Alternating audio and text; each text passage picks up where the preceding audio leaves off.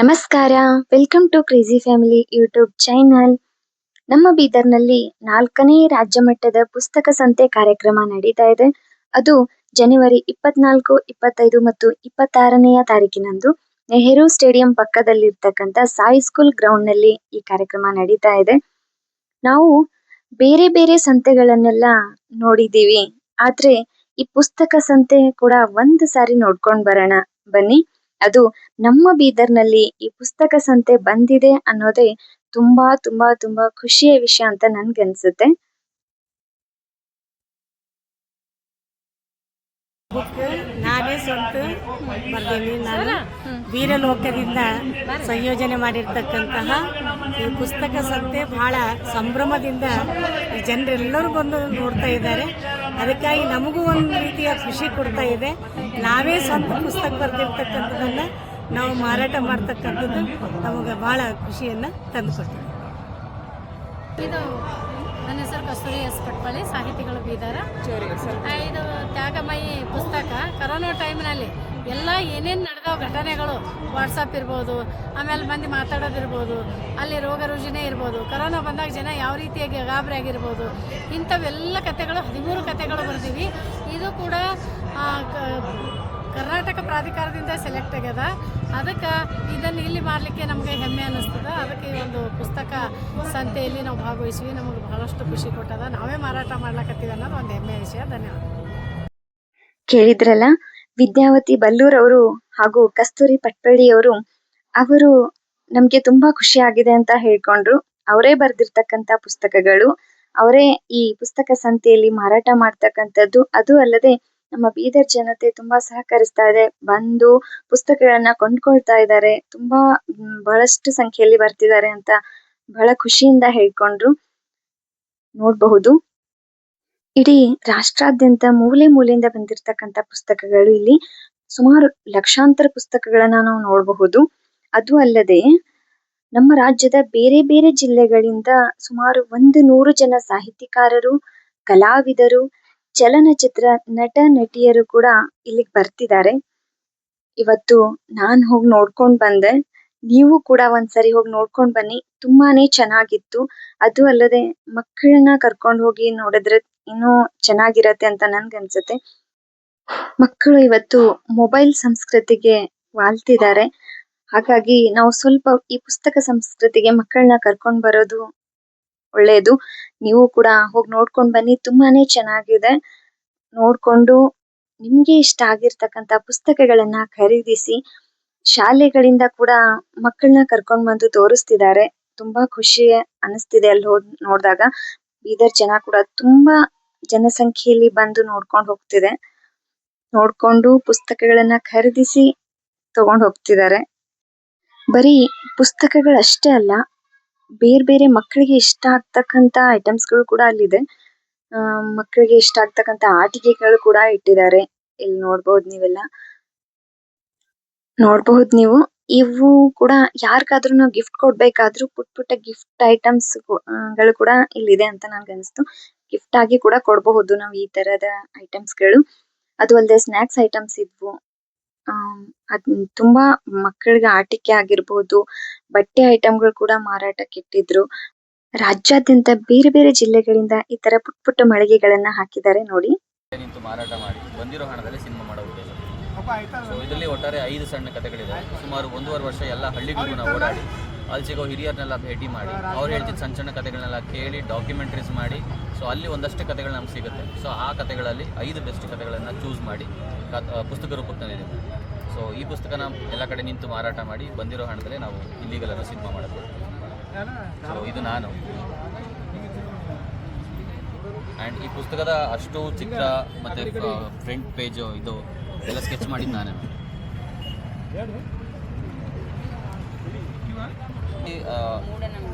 ಇಲ್ಲ ಮ್ಯಾಮ್, 5 ಬೇರೆ ಬೇರೆ ಜನರಲ್ ಕಥೆ ಇದೆ. ಸೊ 5 ಸಣ್ಣ ಸಣ್ಣ ಕಥೆಗಳನ್ನ ಸುಮಾರು ಕಥೆ ಸಿಕ್ತು ಅಂತ ಹೇಳುತ್ತಲ್ಲ, ಅದರಲ್ಲಿ ಬೆಸ್ಟ್ ಕಥೆಗಳನ್ನ ಚೂಸ್ ಮಾಡಿ ಬರ್ದಿದ್ದೀವಿ. ಸೊ ಅದರಲ್ಲಿ ಇಲ್ಲಿ ಮೆನ್ಷನ್ ಆಗಿದೆ 5 ಕಥೆಗಳಿದೆ. ಮನದಾಳದಿಂದ ಮಾನವನಿಗೆ ಪತ್ರ ಅಂದರೆ ಒಂದು ಮೋಟಿವೇಶನಲ್ ಕಥೆ. ಅಂದರೆ ಒಂದು ಭೂಮಿ ತಾಯಿ ಒಬ್ಬ ಮಾನವನಿಗೆ ಪತ್ರ ಬರೆದ್ರೆ ಯಾವ ರೀತಿ ಬರಿಬೋದು ಅವಳು ಅಂತ. ಸೊ ಬುದ್ಧಿವಂತ ಭಕ್ತ ಅಂದರೆ ಒಬ್ಬ ಭಕ್ತ ಅವನ ಬುದ್ಧಿವಂತಿಕೆ ಎಷ್ಟಿದೆ ಅಂತ ತೋರಿಸುತ್ತೆ. ನಯನ ಸುಂದರಿ ಅಂದರೆ ಅದು ಒಂದು ರಾಜರ ಆಸ್ಥಾನದಲ್ಲಿ ನಡೆಯುವಂಥ ಒಂದು ಕಥೆ. ಸೊ ಯಾರು ಗಟ್ಟಿ ಅಂದರೆ ಒಂದು ಊರಲ್ಲಿ ಯಾರು ಗಟ್ಟಿ ಅನ್ನೋದು ಒಂದು ಕ್ವಶನ್ ಮಾರ್ಕ್ ಆಗಿ, ಯಾರು ಗಟ್ಟಿ ಎಷ್ಟು ತುಂಬ ಜನ ಇರ್ತಾರೆ ಕ್ಯಾರೆಕ್ಟರ್ಗಳು, ಆ ಕ್ಯಾರೆಕ್ಟರ್ಗಳಲ್ಲಿ ಯಾರು ಗಟ್ಟಿ ಅನ್ನೋದು ಅದು ಒಂದು ಫನ್ನಿ ವೇಯಲ್ಲಿ. ಸೊ ಸಾವಿತ್ರಿ ಸುಳೆ ಎಲ್ಲ ಸೀತೆ ಒಂದು ತುಂಬ ರಿಯಲಿಸ್ಟಿಕ್ ಆದ ಕತೆ, ಒಂದು ಹೆಣ್ಣಿನ ಮೇಲೆ ಹೋಗುವಂಥ ಕತೆ, ಅದು ಕಲಬುರಗಿಯ ಕತೆ.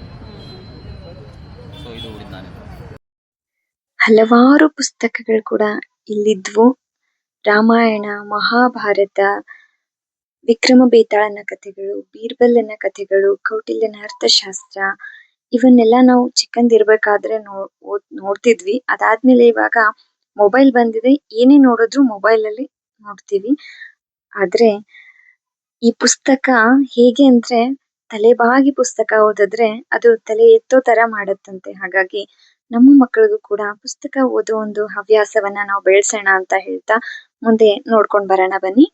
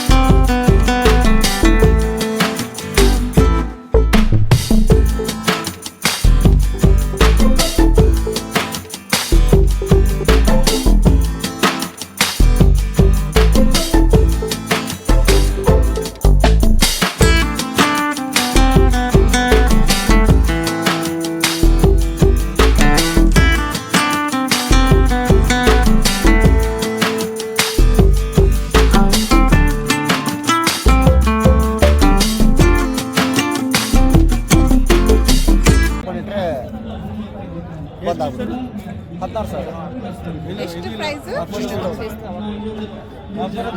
1 kg ಎಷ್ಟು ಕೊಟ್ಟು ಟೈಮು 5 ಮಿನಿಟ್ ಎಲ್ಲ ಇಷ್ಟದ ಎಲ್ಲ ಥರ ಈಗ ಏನಾರ ಖರಾಬ್ ಆದ್ರೆ repair home service home service ಒಂದು ದಿವಸದಾಗ ಎಷ್ಟು ಮಾಡ್ಬೋದು? ನೀವು 50ರಿಂದ 60 kg ಬೀಸ್ಬೇಕು. ಕಂಟಿನ್ಯೂ ಇದ್ರೂ ಏನು ಪ್ರಾಬ್ಲಮ್ ಆಗಲ್ಲ, ಹೀಟ್ ಆಗೋದು ಆ ಥರ ಇನ್ವೆರ್ಟರ್ ಮೇಲೆ ನಡೆಯಲ್ಲ. ಇನ್ವರ್ಟರ್ ಕಂಪಲ್ಸರಿ ಅದೇ ಫ್ರಿಜ್ ಟೈಪ್ ಕಂಪಲ್ಸರಿ ಕರೆಂಟೇ ಬೇಕು. ಆಮೇಲೆ ಬೇಳೆ ಎಲ್ಲ ಹೊಡಿತದ? ಬೇಳೆ ಬರಂಗಿಲ್ಲ ಮೇಡಮ್, ಬೇಳೆ ಬೇಕಾದ್ರೆ ಹಿಟ್ಟು ಮಾಡ್ತೀವಿ. ಬೇಳೆ ಹಿಟ್ಟು ಬೇಳೆ ಬರಲ್ಲ, ಅದು ಒಂದೊಂದು ಥರ ಬೇಳೆನೂ ಬರ್ತಾವಲ್ಲ, ಹಿಟ್ಟು ಬರ್ತದ ಬೇಳೆನೇ ಬರ್ತದೆ. ಯಾಕೆ ಬರಂಗಿಲ್ಲ ಹೇಳ್ತೀನಿ ನಿಮಗೆ, ಅದಕ್ಕೆ ಗ್ರೈಂಡರ್ ಬರುತ್ತೆ ಈಗ. ಅದು ಕಲ್ಲಿನ ಗಿಣ್ಣೆ ಇದ್ರೆ ಮಾತ್ರ ಬರ್ತದೆ ಬೇಳೆ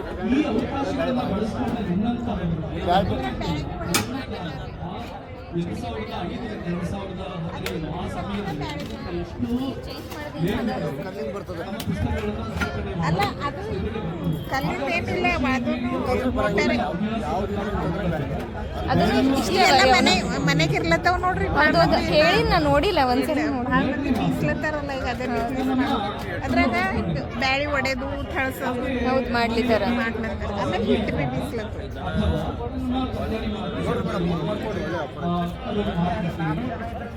ಅಲ್ಲ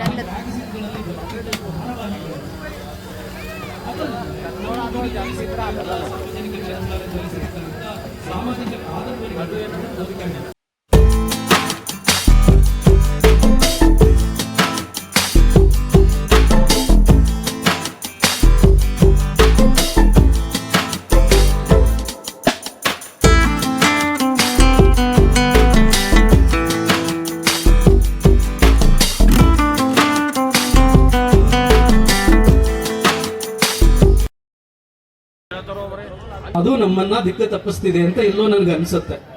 ಅದು ನನ್ನ ಅನುಭವ ಕೂಡ ಹೌದು, ಅಥವಾ ನಾನು ಎಲ್ಲರನ್ನ ನೋಡ್ತಾ ಇರೋ ರೀತಿ ಕೂಡ ಹೌದು. ಹಾಗಾಗಿ ಬಹು ಆಯ್ಕೆಗಳು ಈ ತಂತ್ರಜ್ಞಾನದ ಮಟ್ಟ ಏರಿದ ಹಾಗೆ ಬಹು ಆಯ್ಕೆಗಳು ಕೂಡ ನಮ್ಮನ್ನ ಎಲ್ಲೋ ದಿಕ್ಕು ತಪ್ಪಿಸ್ತಿದ್ಯಾ, ಇವನ್ನೆಲ್ಲ ಮೀರಿ ಸ್ವಲ್ಪ ಸ್ಕ್ರೀನ್ ಟೈಮ್ ಕಡಿಮೆ ಮಾಡಿಕೊಳ್ಳೋದು, ಪುಸ್ತಕ ಓದೋದ್ರ ಬಗ್ಗೆ ನಮ್ಮ ಆಸಕ್ತಿಯನ್ನು ಹೆಚ್ಚಿಸುತ್ತೆ ಅನ್ನೋದು ನನ್ನ ಅಭಿಪ್ರಾಯ. ಹಾಗೆ ಇನ್ನೊಂದು ಮಾತು ನಾನು ಹೇಳಬೇಕು. ನಾನು ಪುಸ್ತಕ ಬರ್ದಾಯ್ತು, ನಾನು ಹೊಸದೇಂದ್ರ ಸರ್ ಜೊತೆ ಮಧ್ಯಾಹ್ನ ಮಾತಾಡ್ತಾ ಇದ್ದೆ. ಏನಪ್ಪಾ ಅಂತಂದ್ರೆ, ಹೋದ ವರ್ಷ ನಾನು ಧಾರವಾಡದಲ್ಲಿ ಹಿರಿಯ ಸಾಹಿತಿ ರಾಘವೇಂದ್ರ ಪಾಟೀಲರನ್ನ ಭೇಟಿ ಮಾಡೋ ಅವಕಾಶ ಸಿಕ್ತು. ನನ್ನ ಪುಸ್ತಕಕ್ಕೆ ಅವರ ಅವಾರ್ಡ್ ಬಂದಿತ್ತು, ರಾಘವೇಂದ್ರ ಪಾಟೀಲ್ ಅವಾರ್ಡ್ ಬಂದಿತ್ತು. ಅವಾಗ ನನಗೆ ಕೂತ್ಕೊಂಡು ಹಿತವಚನ ಹೇಳ್ತಾ ಇದ್ರು ಹಿರಿಯ ಸಾಹಿತಿಗಳು. ನೋಡಪ್ಪ, ನಮ್ಮ ಕಾಲದಲ್ಲಿ ಅದಕ್ಕಿಂತ